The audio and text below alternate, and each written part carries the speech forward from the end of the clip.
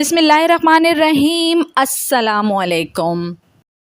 انتہائی حیرت انگیز ایمان افروز واقعہ۔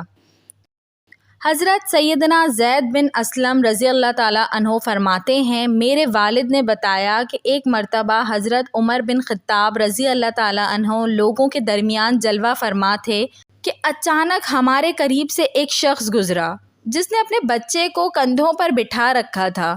حضرت عمر بن خطاب رضی اللہ تعالیٰ عنہ نے جب ان باپ بیٹے کو دیکھا تو فرمایا، جتنی مشابہت ان دونوں میں پائی جا رہی ہے، میں نے آج تک ایسی مشابہت اور کسی میں نہیں دیکھی۔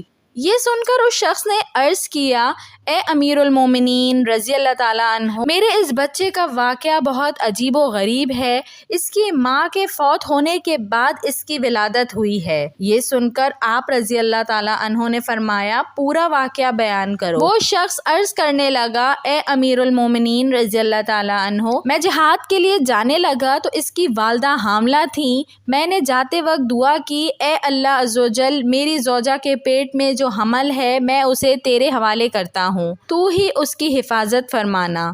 یہ دعا کر کے میں جہاد کے لیے روانہ ہو گیا۔ جب میں واپس آیا تو مجھے بتایا گیا کہ میری زوجہ کا انتقال ہو گیا ہے۔ مجھے بہت افسوس ہوا۔ ایک رات میں نے اپنے چچا زاد بھائی سے کہا، مجھے میری بیوی کی قبر پر لے چلو۔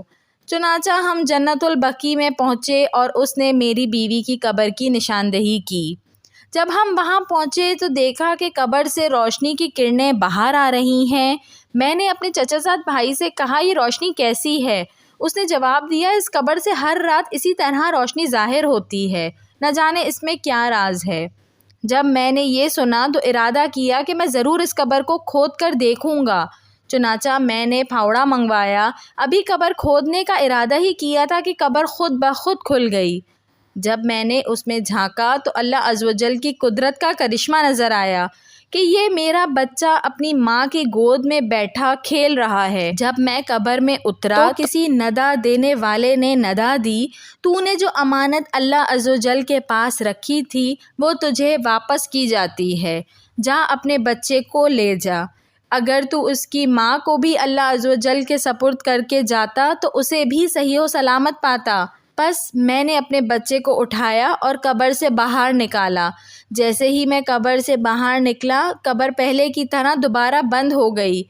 صحابی رسول صلی اللہ علیہ وآلہ وسلم رضی اللہ تعالیٰ عنہ نے اپنا بیٹا اللہ عز و جل کے سپرد کیا تو اللہ عز و جل نے اسے قبر میں بھی زندہ رکھا۔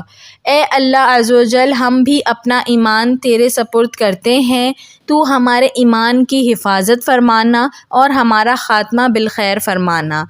سبحان اللہ۔ ویڈیو پسند آئی ہو تو اس کو ضرور لائک کریے گا، اور ایسی مزید اچھی ویڈیوز دیکھنے کے لیے میرے چینل کو سبسکرائب کر لیجئے۔ Thanks for watching. اللہ حافظ۔